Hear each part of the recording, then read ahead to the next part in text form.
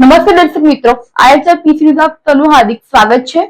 હું છું અભિનેત્રી જાની મકવાના। તો ચાલો શરૂ કરતા પહેલા નજર કરી સદના મુખ્ય સમાચાર પર। નર્મદા મૈયા બ્રિજ પર મુસાફરોને બેસાડવા મુદ્દે રિક્ષા અને ઇકો ચાલક વચ્ચે મારામારી, વિડીયો સોશિયલ મીડિયામાં વાયરલ।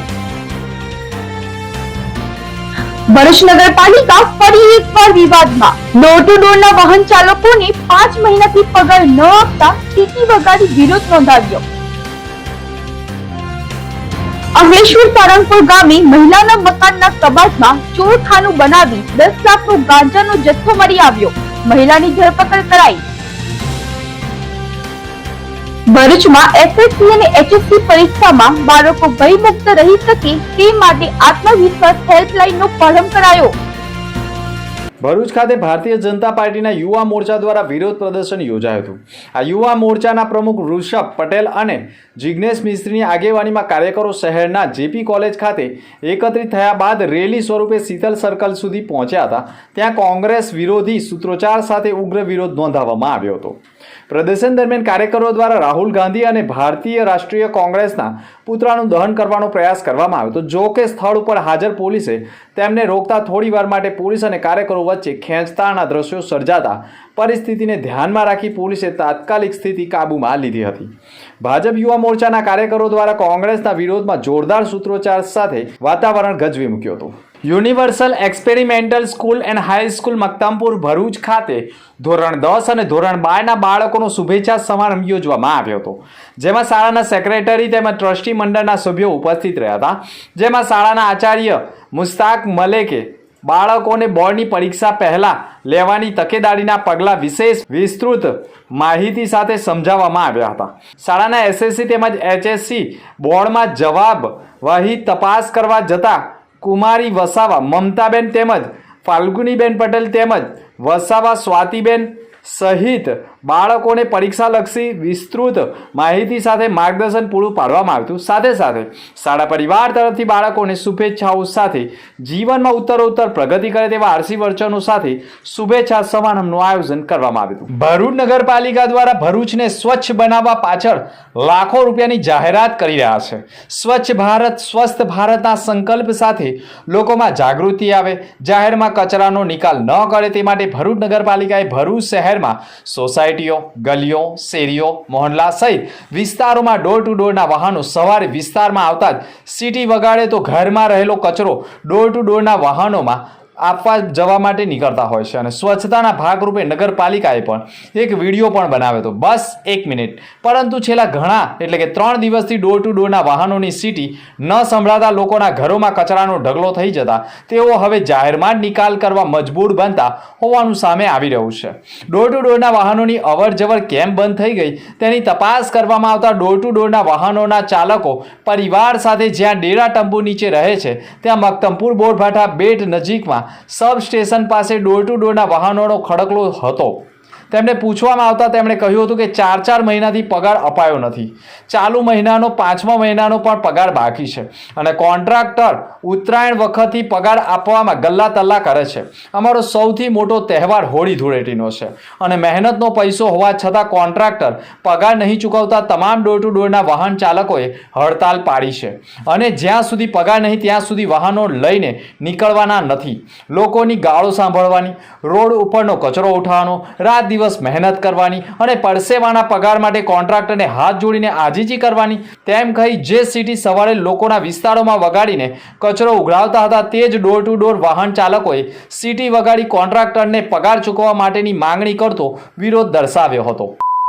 આ બાબતે હેમેન્દ્ર કોઠીવાલા અને સામાજિક આગેવાન તથા વિસ્તારના લોકોએ પણ કચરાના ઢગલાઓથી તોબા પુકારી ઉઠ્યા છે અને ડોર ટુ ડોરના વાહનો આવતા ન હોય અને કચરો પણ ન ઉઠાવતા રમજાન માસના પવિત્ર તહેવારોમાં પણ નરકાગાળની સ્થિતિ સામે મુસ્લિમ સમાજોમાં પણ રોષ ભભકી ઉઠ્યો છે અને કોન્ટ્રાક્ટર ડોર ટુ ડોરના વાહન ચાલકોને પગાર નહીં ચૂકવે તો આગામી દિવસોમાં ડોર ટુ ડોરના વાહન ચાલકોને લઈ નગરપાલિકામાં હલ્લા બોલ કરશે તેવી ચીમકી પણ વિપક્ષ તરીકે હેમેન્દ્ર કોઠીવાલાએ આપી દીધી છે।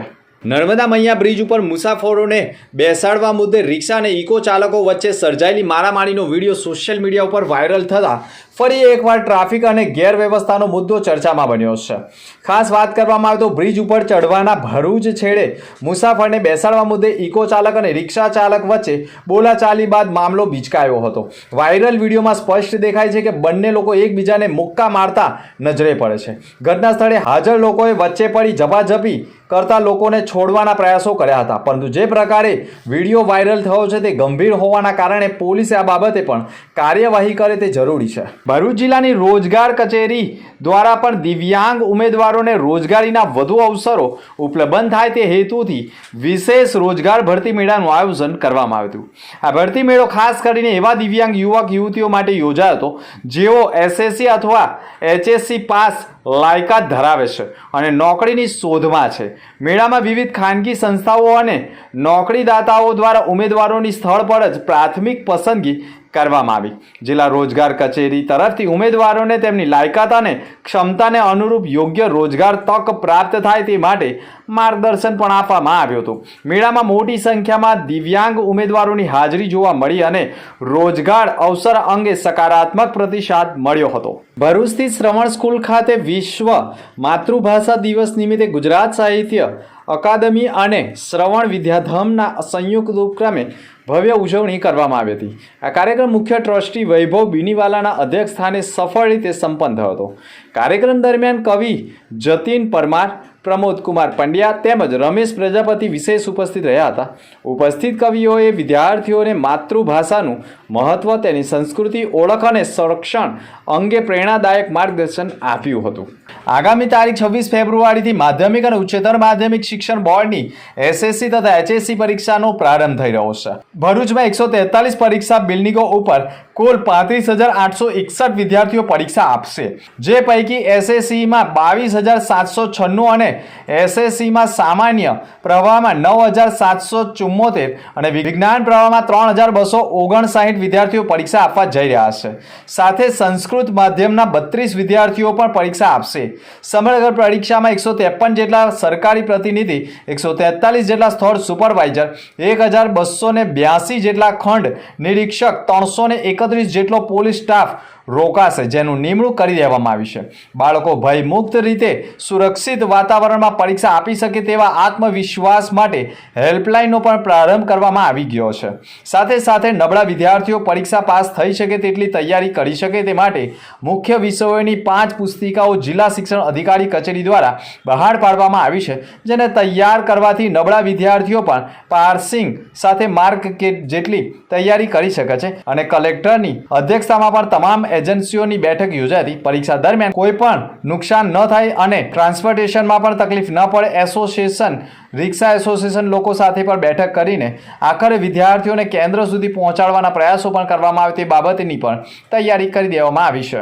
બનાવની મળતી માહિતી અનુસાર ભરૂચ જિલ્લાના અંકલેશ્વર પંથકના સારંગપુરની એક સોસાયટીમાં મહિલાએ મોટા ગાંજાના જથ્થા મંગાવ્યા હોય તેવી બાતમીના આધારે પોલીસે મોડી રાત્રે બાતમીવાળા મકાનમાં રહેતી જ્યોતિકુમારી દીપકકુમાર મંડલના ઘરમાં તપાસ કરતા તેના ઘરમાંથી નશાકારક વનસ્પતિજન્ય માદક પદાર્થ ગાંજાનો મોટો જથ્થો મળી આવતા અને નાની મોટી પડેકીઓ બનાવી લોકોને છૂટક વેચવાના ઈરાદે મંગાવી વેચવાના ઈરાદે રાખ્યો હોવાનું સામે આવતા ઘરમાંથી 20 કિલો 381 કિલોગ્રામ જથ્થો ગાંજાનો તેમજ એક પ્લાસ્ટિકના ડબ્બામાં ભરેલા નાની મોટી થેલીઓ તથા એક ઓરેન્જ કલરના થેલામાં પણ ભરેલો ગાંજો તથા વજન કાંટો તથા કાળી થેલીઓના જબલાઓ પણ મળી આવતા 10,19,050 રૂપિયાના મુદ્દામાલ મળી આવતા મહિલા જ્યોતિકુમારી મંડલની ધરપકડ કરી ગાંજાનો જથ્થો મોકલનાર મિથુન પ્રકાશ મંડલને વોન્ટેડ જાહેર કરી NDPSનો ગુનો દાખલ કરી કાર્યવાહી શરૂ કરાઈ છે.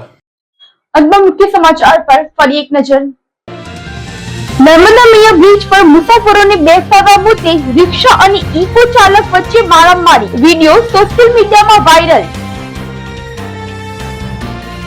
ભરૂચ નગરપાલિકા ફરી એકવાર વિવાદમાં. ડોર ટુ ડોરના વાહન ચાલકોને 5 મહિનાથી પગાર ન આપતા સીટી વગાડી વિરોધ નોંધાવ્યો. અંકલેશ્વર સારંગપુર ગામે મહિલાના મકાનના કબાટમાં ચોરખાનું બનાવી 10 લાખનો ગાંજાનો જથ્થો મળી આવ્યો. મહિલાની ધરપકડ કરાઈ. ભરૂચમાં SSC અને HSC પરીક્ષામાં બાળકો ભયમુક્ત રહી શકે તે માટે આત્મવિશ્વાસ હેલ્પલાઇનનો પ્રારંભ કરાયો.